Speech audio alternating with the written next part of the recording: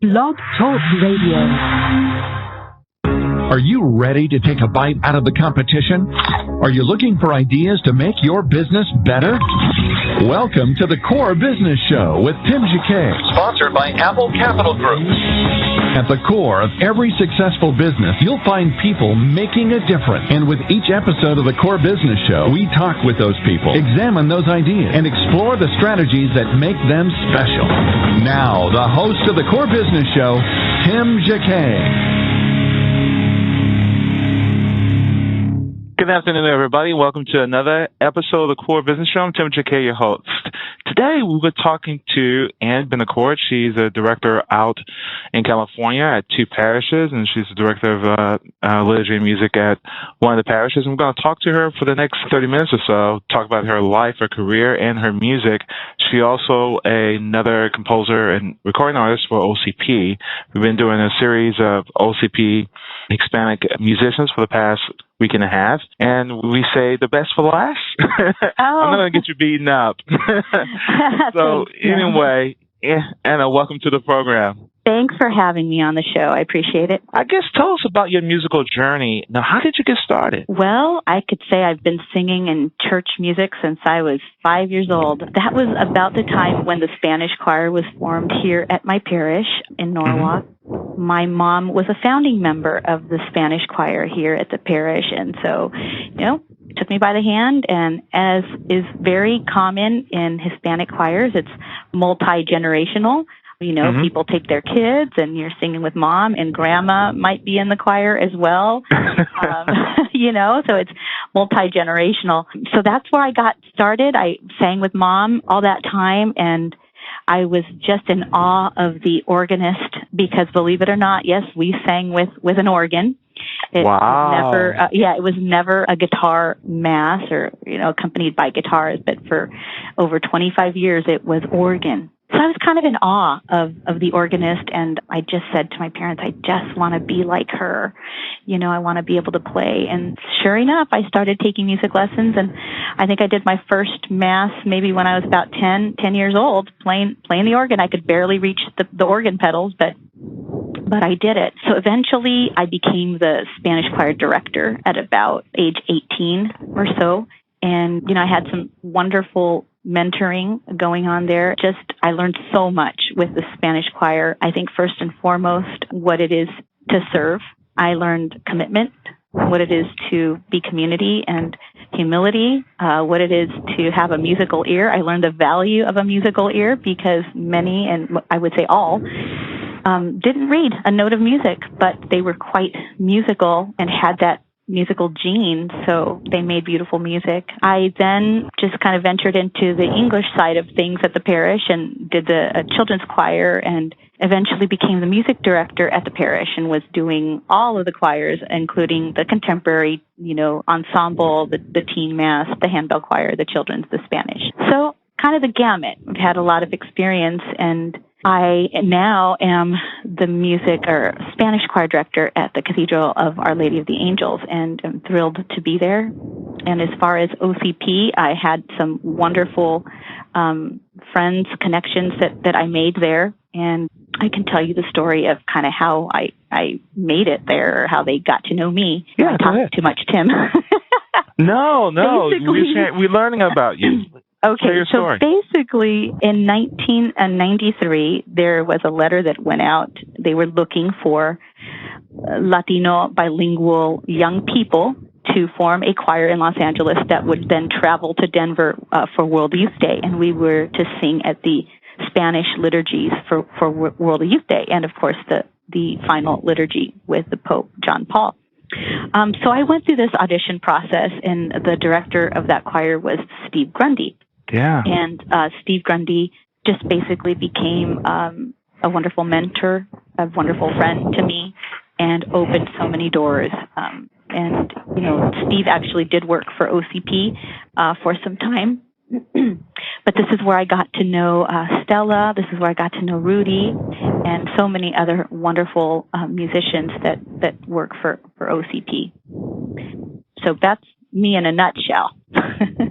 Wow. Yeah, I remember the Denver event. So you were the one did you do the overnight thing? We were there a whole week. It seems like, I think that we were there, and we stayed with host families. That was a lot of fun, but we did, and boy, was it ever amazing! Just the feeling you get to see that helicopter, pull up, and that the Pope is coming, and wow, I've never felt that feeling, and just tears just start falling down the face, but it's so emotional. Well, hopefully he'll come back and visit us here in the States, and so yeah. Although that was John Paul, so we'll see how when Pope Benedict will come see us. Yeah, and your musical journey has been at a young age. You mentioned something really cultural. Tell us why that Hispanic choirs are multi-generational. Why grandma, mom, and baby is in the choir? Well, at least how I see it, I mean, our families are tight. Family to us is everything, and for me, I know that Sunday was a family day. We spent the day together, and we go to church together. And so if mom's in the choir, then, I'm going to be in the choir too. Dad was a lector, so we kind of were trained that way, that, we're all involved in some kind of ministry at church. I come from a family of 9, and I'll tell you that we're all still practicing Catholics, all very involved in church. My brother is in the ensemble he's our drummer, and my brothers and sisters are, Eucharistic ministers. And so, I think we just kind of got that sense from our parents modeling that faith and being involved in your church and in the life of the parish is important, and that's just something that you do. At a young age, it doesn't matter how young you are. You're a child of God, and there's always a place for you. So I think that's why I think that the Hispanic culture sees that and values that, all ages. So you're a second generation Hispanic, and you're within your family with 9 kids. Wow. Yes, I'm the youngest. I was the baby. So oh my gosh, you're the baby. Okay. I'm the baby. You got the special treatment. You could do no wrong, That's what my brothers and sisters keep harping me about, that yes, I could do no wrong, but that's not true, But I was, I'll be very honest with you, I did tag along with my parents everywhere, and this is kind of how I fell in love with Mexican music and their folk music, because spent a lot of time, with friends, and that's kind of what they did. They sat around and, pulled out the guitar and sang songs. That's how they would spend their time. And boy, I just so admired that and learned a lot from that. So tell us in a nutshell, you mentioned something important regarding folk music, and you mentioned, which is really unique, the organ. How did that play a part of this whole particular culture? Did it kind of, in certain traditions, the Catholic Church is really, really diverse. And you have different dimensions. You have a conservative church, you have a traditional church, you have traditional, you have folk, and then you have all these other elements of the Hispanic culture that normally comes in. Can you explain to us how many levels or dimensions in the Hispanic culture when it comes to music there are? Well, that's a pretty broad question. I think there's a lot of different dimensions, but I think the most popular would be the guitar as the instrument that would lead, the song in liturgy. But the organ is still quite popular. You do go to churches in Mexico and you will find the organ. I know in my parents' hometown, you go to the church in the hometown and there is the organ, and that is the main instrument. So it wasn't uncommon for us to have that. And for me, growing up at the parish here, that's what I knew. Outside of here, I wasn't too familiar, but all I knew is that we used the organ here. And I know for the English masses, that's all they had to. We had no piano. And, with the Second Vatican Council, when the changes came, we started the folk mass, and sure, they used guitar, but yet still we kind of stuck with the organ because, we had the organist. We didn't really, occasionally we would partner up with a neighboring parish, and they had a guitar group, and they would come and do music with us on guitar. But that was what they did at their church, and we just kind of stuck with the organ. And, I would hear from people saying, we come to St. Linus because of the organ, and there's other parishes around that just have other instruments, but we kind of like the organ, so this is kind of why we come here. It just kind of reminds us of the hometown, which is what they were used to back home, was the organ. So I guess that's my experience. Wow, windy experience. We're going to take a break real quick. We'll be back and talk a little bit about more. We're going to be back in a moment with Anna Betancourt. Thank you. You're listening to the Core Business Show, sponsored by Apple Capital Group. Apple Capital Group in Jacksonville, Florida, is a commercial lender that specializes in asset-based loans, equipment leasing and financing, invoice financing, commercial real estate loans, and asset-based financing in the U.S. and Canada. Apple Capital Group is a direct lender that lends on their private equity investment portfolio. 90% of most loans are decided within 2 hours, and vendor funding within 24 hours after documents are completed, with a one-page application. No slow no's, just a quick decision and a fast yes. To get more information about lending from Apple Capital Group, call 866-611-7457. That's 866-611-7457 to speak with one of our loan specialists. Or visit us right now at applecapitalgroup.com. Welcome back to the Core. Once again, here's Tim Jacquet. We're back with Anna Betancourt. Question real quick. I've been talking to a lot of OCP composers, which is great. I mean, we'll have a great time learning so much about the music and the culture and also about OCP products. Tell us, since you grew up in a church, the Floyd Console book only been out, 25 years. What did you guys do before then? You know, we had I think our choir director, she was kind of a go-getter, and she really sought out, and she did, I heard Stella's interview, and she was talking about how, they created their own binder, and sure enough, we had that binder with words and just words. We didn't even have chords over it because we left that up to the organist to do the music. But we did have one resource. It wasn't, prior to OCP, but that was it. And what our choir director would do is she would find, I'm dating myself, but she would find albums, records, and for music from Spain.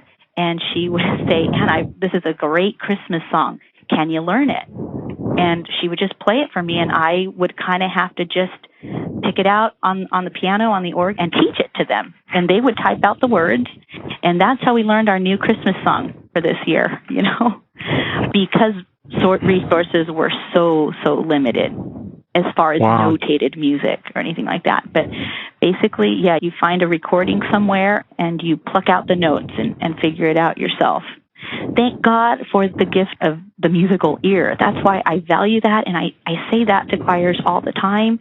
Don't belittle yourself because you don't read music. As you know, Tim, not too many of our Spanish choirs are note readers, but they do have a wonderful musical ear, and there is great value to that. That's a gift, So I try to encourage them and, keep that up. Of course, learning how to read the notes and, learning to read the music is of exceptional value.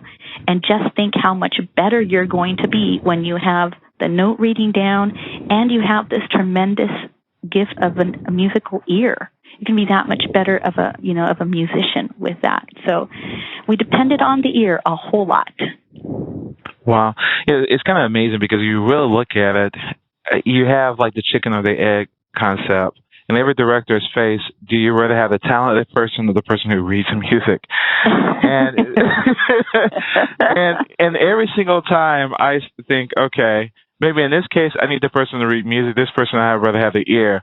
And it's like the chicken before the egg. You don't know really. If you look at it equally, I prefer the person with the talent that I can move towards, and the person who can read it, who's going to give me this sterile environment type taste of music. That's true. But it's just thinking about that whole concept of music itself and have to put your books together. I mean, in other churches, denominations, we have some type of resource, but just to think about, you have to collect all your works in a binder. And how in the world did that happen? I mean, as people come into one another, there's a lot of work to pull something off a recording. I dread that. I do a lot of music. It's like the last option. I got to say, okay, I have nothing else. Exactly. And before I had to spend time at the piano to do that. Exactly. It is. It's very time consuming, and we don't always get it right. And the funny thing is too, like, you might know a song and somebody knows it, so they're going to teach it to us, and then we just again write down the words, and somebody's just going to teach us this song. This is how it goes. Perhaps they learned it when they were young, and let's learn this song. And what's funny is that people know it in so many different ways because it's just been handed down. Yet it changes from person to person. So I know that at OCP they have different, they struggle sometimes with which note is it, which version are we going to use? Some people sing it this way, some people sing it that way. Even when I, use the Floricanto book and I sing a song just as it's notated in the book, people will tell me, oh, I know it a little bit differently. We used to sing it like this, right? That's because of the way we received that music. It was just handed down orally. And as it was handed down, the notes just changed a little bit. And I know that even here at the parish, we have daily mass, and there's ladies that sing. The communion song is always in Spanish here at the parish, even though it's an English mass. But they always allow for a Spanish communion hymn, and it's unaccompanied because the pastor just feels that they're going to sing a little bit better if they're unaccompanied. But the songs that they sing are songs that the choir sings, yet they do their little twist on it. It's not exactly as it's, sung by the choir. They just do their own little thing, and that's how they've learned it, because in that community, that's what they've heard over and over again. So they learned it that way, so that's just reality. Well, the reality is that really good music, let them to take the music to be who they are. And then versus say, hey, you must do it this particular way. I mean, you seem like you accomplished your job by just letting them sing it the way they embraced it and they can pray it. And versus say, no, you have to be this particular way. So why fight you it? accomplished it. Right. Yeah. Yeah. So it's like reteaching. Yeah. So exactly. Tell us about the traditional component when it comes to the Hispanic culture. Is there a set of hymns that's traditional, like European hymns, that's traditional, that the Hispanic culture will know? I think so. I think there are certain hymns that, like we would call oldies but goodies. And you know what? They are found in Floricanto, and people would know them. These are hymns like I could just say that my mom used to sing when she was a child. And she would bring them. I know, for example, I don't have the hymnal in front of me, but I know that Altísimo Señor has been around forever. And so many people would know that tune. But there's several in the Floricanto hymnal that are available to us, because I do think it's important for us not to lose those hymns, that people have known forever. Our grandmas, and grandma needs to feel included as well, in the liturgy, So we talk so much about, these liturgical judgments and, musical judgments when choosing music. Who is your assembly, who's there, and what's going to make them feel at home, So include a variety of styles of music. And, at the cathedral, we do a lot of hymns because it sounds so wonderful on a great big organ. So we definitely include those things, And we have, for example, Escuchen Todos la Canción de la Alegría, which is Ode to Joy, right? And everybody could sing that, and it's in Spanish and people know that. Wow. It's in Floricanto. Now, let's back up for a second because, I've had the oldies but goodies of bilingual music, but are there any songs just like Joyful, that's in the tradition throughout Floricanto 2 and 3 that was taken from the old European hymns like How Great Thou Art? Are there different versions of that as well, or Praise to the Lord? No, I think some of those hymns that are like the old, older European hymns and Protestant hymns, that they've been translated, but I wouldn't say they're necessarily cultural to the Hispanic culture. Okay. They've been translated, and we've kind of used them more recently. For example, I just taught the choir All Creatures of Our God and King, O Criaturas del Señor, which is now in the Floricanto, at least it's in Floricanto 2. But that wouldn't necessarily be part of the culture, right? I think it's important because most of especially when we're going to combine liturgies, combine assemblies, English-speaking and Spanish-speaking, it's great because that's a tune that the English community knows so well, and now our Hispanic community can sing it as well. But no, for example, Cantemos al amor de los amores, that would be a traditional Spanish song that our Spanish community would know, and the English community wouldn't know. But that would be in Floricanto. So that's one of them that kind of comes to mind right now. An oldie but goodie. Okay. Wow. No, we keep going back towards Spain and this whole scenario with all these conversations. Kind of explain to us what the connection is literal, but kind of for the lay person, because everything backs up to Spain. And if you look at Spain, even your new Roman Missal, when it's revised, they're trying to go through all the countries, but everything is still going to be based in the formal language from Spain itself. So you have Spain here, you have Mexico, you have the Caribbean, you have South America. How can you, and each culture is slightly different.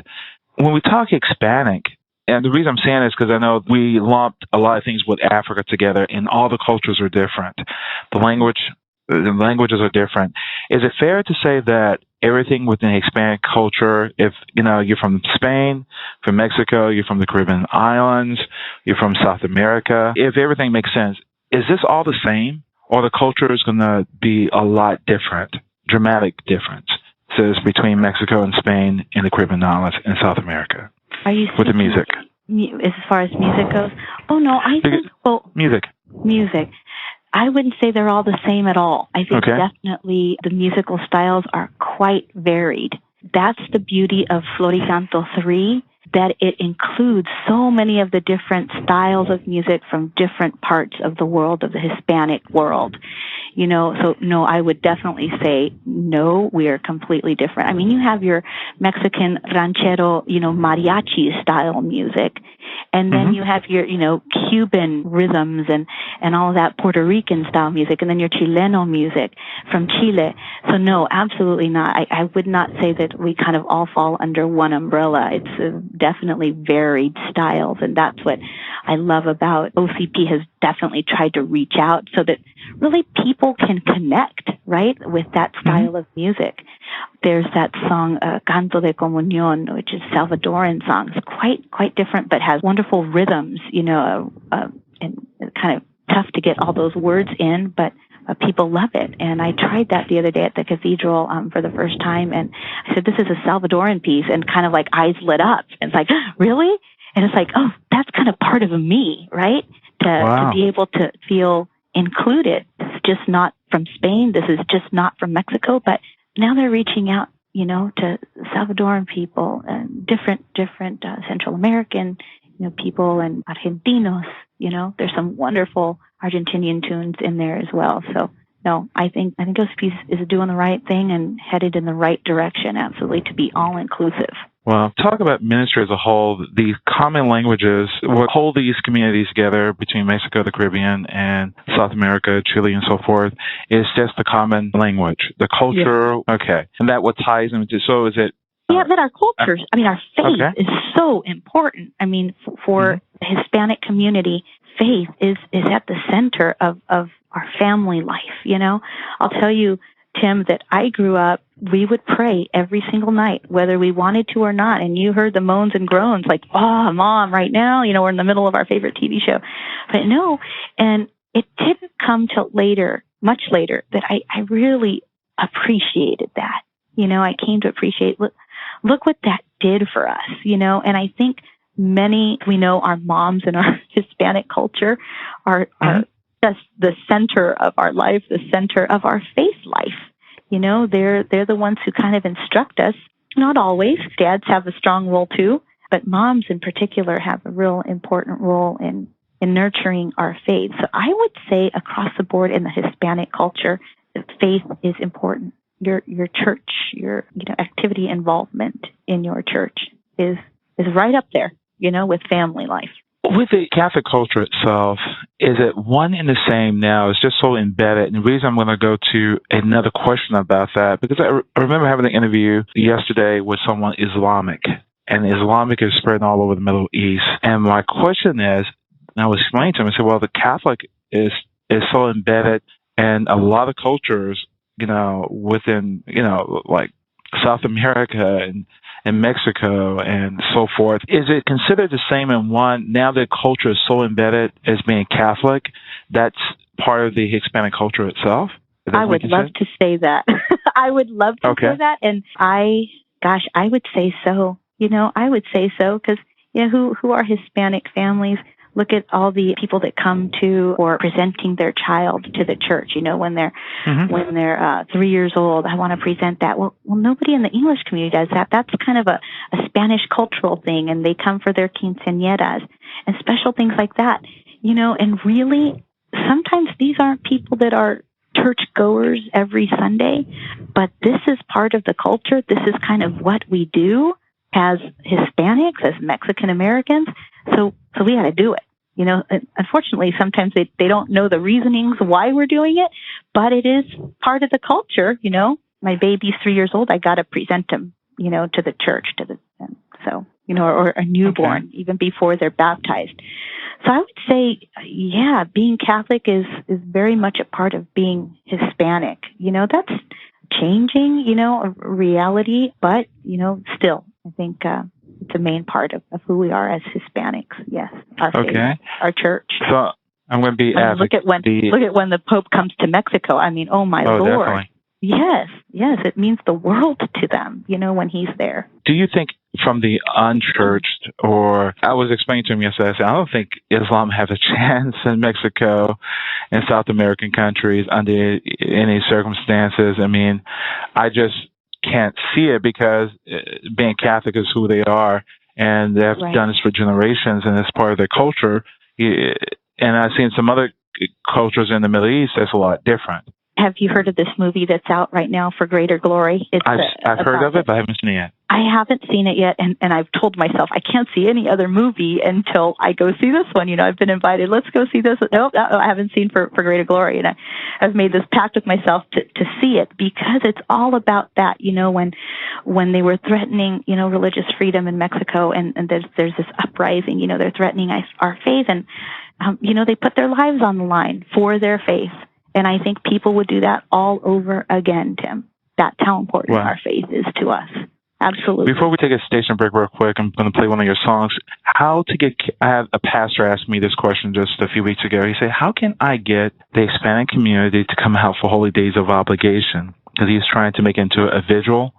And he said, well, I have to do bilingual because I can't get them out.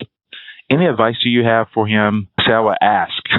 Sometimes it's a matter of, what time are you having that celebration? Is it really feasible for them? They're a working community. Sometimes they work at odd hours. So, it's not a bad idea to pose a question to them, survey them. What's good? We have a Círculo Hispano, which is kind of like this Hispanic organization for the parish. Mm-hmm. We would definitely ask them, what's best for you? And push it through the, organizations at the parish. Say, we're not going to have a meeting this day because it's a holy day of obligation. So we're not having any meetings. We're all going to church. Make it a priority. If it's a holy day of obligation, we're going to be together where we need to be, which is at the Eucharist. Mm-hmm. So I would push it that way, through the organizations at least. Start there, making sure that all who are involved in your church, organizations, know that it's a holy day of obligation and they're coming to Mass. Perfect. We're going to take a station break and we're going to listen to one of your pieces. So we have 3 pieces. So I'm going to give you a choice which one you want to talk about and tell us the story behind it. Why don't we do, you have Mi Alma Glorifica? They gave me 3. So they got Espíritus, El Dios de Luz, El Dios Creator. O Dios crea en mí. Is that one? CRE is abbreviated. Okay. Yeah. So, El Dios. Okay, great. So tell us about the story. Well, basically, I have the honor of working with such wonderful composers, and they ask me to sing on their albums, on their CDs. Still calling them albums. And one of the composers that I've had the pleasure of working with and helping out is Eleazar Cortés. And Eleazar wrote this piece.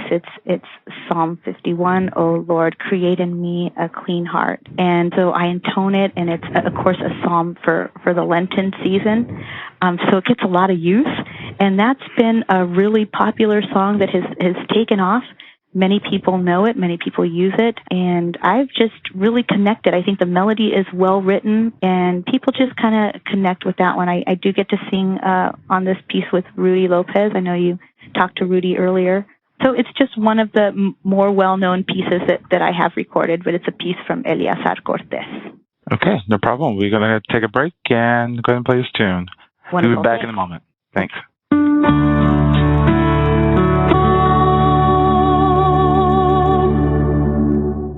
Wow, that was a powerful response, Laurel.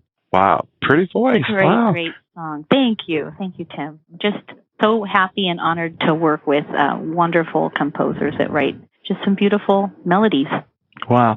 How did music come to you? How did it come to me? I think it's a gift from my mom. My mom and dad, both music lovers all their lives. And I just was very supported all my life through my parents with music. And I was just surrounded all the time with music. And whatever it was that I needed musically, Dad was willing, to spend a little money on that. And, both Mom and Dad are in heaven now. And I think just looking down and just seeing the fruits of all that they instilled in me and the love of music. So that's wow. something that came from my parents. Absolutely. Wow. When you sit down and write, particularly responsorial psalms and songs itself, does it go by the season, or you can be shopping in the mall at one moment and say, oh my God, I hear a tune in my head, and you have to do something about it. Does it really bother you when you have this song inside of you trying to come out? It's funny you say that, because I am not really a composer more than I am an artist for OCP. So really what I do is I don't have anything published through OCP, so I'm just an artist that, basically perform the songs that the composers have. So I'm not really a composer. But the reason is, I have composed pieces, Tim. I'll be very honest with you. Most of them responsorial psalms, because sometimes I have a need for that. But I'm so hard on myself, It's kind of like, well, I have an idea, but that's not good enough, or that sounds like that, that I'm taking it from somebody else. I'm stealing somebody else's melody or something like that. So I think it's a difficult process. So you know what? I'm going to stick to the singing part of it. And we have such wonderfully talented composers that I have sung on so many different albums. I think I counted about 21 different albums that I've recorded through OCP. Wow. So that's talented. amazing. Yeah, that's a lot. That's a lot of music that I've gone through. But, some of my favorite composers are OCP composers, Santiago Fernandez, Jaime Cortés, Bob Hurd, Pedro Rubalcaba, all these wonderful, wonderful people. So I kind of feel like, oh, good, they're doing the composing and I will do the singing. There you go. That's a good combination, Yeah. When it comes to music itself, we all had to be in this situation. We had to compose because we don't have something that's missing. And for example, the Great Easter Proclamation, I think somebody has one written. I think it's two arrangements that's bilingual. Yeah, I think Jaime has Jaime has one, and I think one other person. I can't think of offhand because I've just that has one as well. And you run into those situations that you had to have something, and it's like, oh my gosh, I need a revised edition, and it's just missing. And when you have that type of situation, or some that something just doesn't fit and you need to do your own, tell us about that writing experience. You had this need, you had to get this done, and then you just end up producing it yourself. You know what it is? Well, I have these simple criteria. It has to be, something very singable, easy for the assembly to sing, memorable. Wouldn't it be great if they're humming that tune on their way out? So that's kind of what I try to think about, something that's easy, singable, in their range, yet, depending on the text of the psalm, what kind of psalm is it? That's kind of the mood I would like to present in the style of writing that I have. So that's pretty much key for me. Is it singable for the assembly? It's definitely, we have to have that dialogue in a responsorial psalm. Wow. Tell us about your experience there at the cathedral when you decided to take over. And what's the cathedral? What is it like being at the cathedral? Well, I don't know if you're familiar with the cathedral, but it's this magnificent building alongside the 101 freeway in downtown Los Angeles. It has this awesome architecture, and inside it has these wonderful tapestries of, saints, and it has these beautiful alabaster windows, and it just has become a place that we can all call home. You know, in the Archdiocese of Los Angeles, we have, I believe, 287 parishes. Mass is said in 42 different languages. I think this is just a place that links everybody together. A place, like I said, a cultural center, you know, and just a place for us to come together and call it home. Mm-hmm. It's quite impressive. You know, it seats something like 3,000 people. And believe it or not, it's full every Sunday. Wow. At the Spanish Mass. It is full, and people come from all over the place, all over Los Angeles. And every Sunday they're asking, who are the people that are here for the first time? And every Sunday we get, you know, minimum 50 people standing up that are there for the first time. So I think it's a very welcoming place as well. I think they do a very good job of welcoming people. So it's been a joy for me. I've been there now a year directing the Spanish choir, and it's been a joy to do that. Absolutely. Wow. How do you go about picking your music for your parish? For my parish? Oh my goodness. Mm-hmm. I've been doing music here at my parish for, my goodness, over 25 years. So we have quite an impressive list of a repertoire. But we have the Breaking Bread hymnals, and we also use Spirit and Song, and we also use Floricanto. So we see what's in our repertoire. I'm not one that goes around changing music a whole lot, because I want them to be able to be familiar with the songs. But of course, we do learn the new pieces because there's such wonderful new music that's written.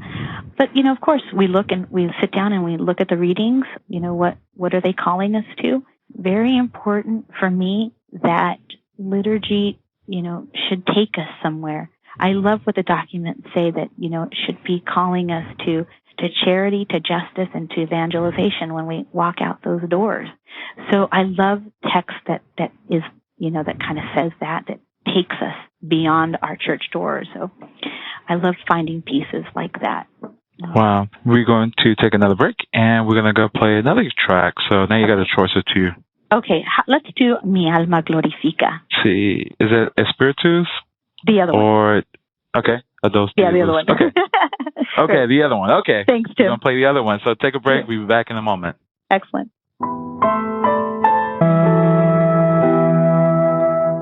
Wow, another powerful piece. I like the melody. The music is so pretty. It is a beautiful melody. That's not the one I actually thought you were going to do. I was expecting Mi Alma Glorifica al Señor, but so I was tell us about this one. That one. I don't know that one. Oh, they just sent us three. Let me tell you about Mi Alma Glorifica, because that's the one I really wanted you to play. Okay, go ahead. Mi Alma Glorifica is basically Mary's song, Canticle of Mary the Magnificat. It's a beautiful piece written by Jaime Cortés. And I chose this one because, I wanted you to play because I just identify so much with it. Mary as our role model, who just gave her all, opened herself to whatever it was that God was asking for her. So the Magnificat, for me to sing it, I just make this very strong connection. And Jaime wrote this beautiful piece. I'm just going to sing a little bit for you so you kind of get the idea. It's a very contemporary style of writing. Mi alma glorifica al Señor, y mi espíritu se llena de júbilo en Dios mi Salvador, porque puso sus ojos en la humildad de su esclava. Mi alma glorifica al Señor. And it just has this wonderful arrangement, some wonderful background vocals and stuff. So that was the one I was hoping you were going to play, but that's okay. At least you got to hear it a little bit. Well, thank you. I think I got a better presentation. We got live. Hollis, one of my friends, Hollis Chapman, he's another host here on the network. He say, "What a great voice." Thank you, Hollis. Thank you. Yeah, thank you. Well, you know what? I think that when you find a song that the text means so much to you, it's almost like it's written for you, and you connect with the lyrics. The text means so much to you. You just sing it. with all your heart, with all your soul. And this is one of those pieces that I thank Jaime so much for allowing me to sing this song and to present it on his CD, because it's a precious tune, and Mary is precious to us. And to be able to transmit that, I think that's the beauty of being an artist, a singer, is to be able to communicate not only the message, but how you feel about Mary, and how difficult it must have been to be in her shoes, But anyways, that was one of my favorite tunes, and so I just thought I'd share a little bit with you. That's off of Jaime's album called Adviento. There you go. Now, question real quick, before we end, if there's a song to describe who you are, if you can leave that with us before we go. But before then, kind of tell us why Mary is so important to the Hispanic culture. Well, I had told you that mothers in general are important, you don't mess with mama, Mama is everything. Mama is who gave you life. Mama sacrificed so much for you. And so we just hold her in such high esteem. And here is Mary, who gave her all, for Jesus. Didn't know what was coming, what was going to happen, but she trusted God. And my mom had this wonderful devotion to Mary. And unlike many Mexican mothers, it wasn't to Our Lady of Guadalupe. It was to Our Lady of Perpetual Help. And well, doesn't it make sense? You have 9 kids. Of course you'll need perpetual help. You're going to need that and some.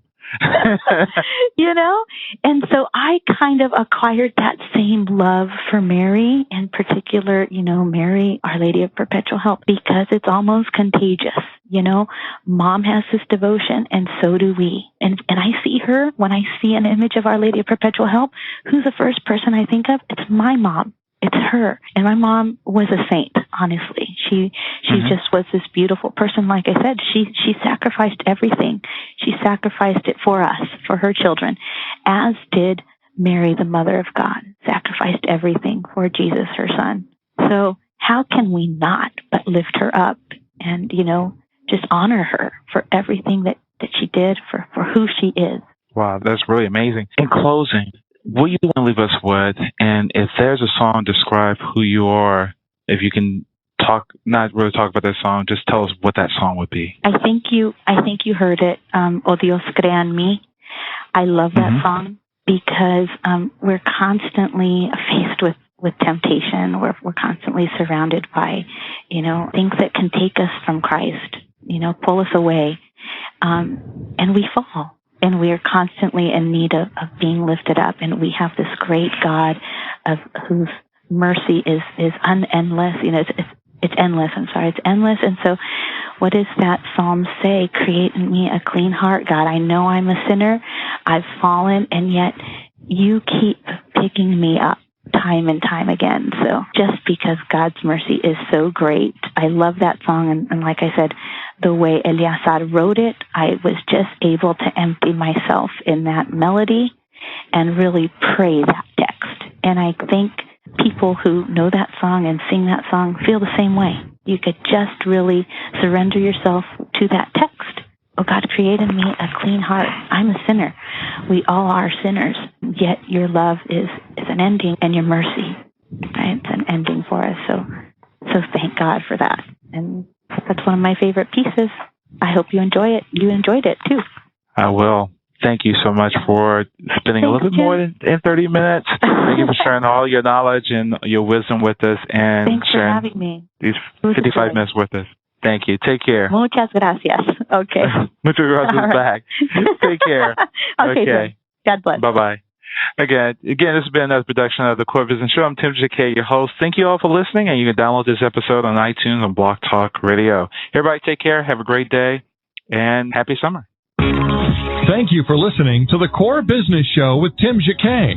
For a free quote on equipment leasing and financing, visit our website, applecapitalgroup.com. That's applecapitalgroup.com. And fill out the information to receive your free quote. We hope you'll join us for our next episode. And remember, you can always get to the Core via iTunes. You'll find all our previous episodes there. Thanks again for listening to the Core Business Show with Tim Jacquet.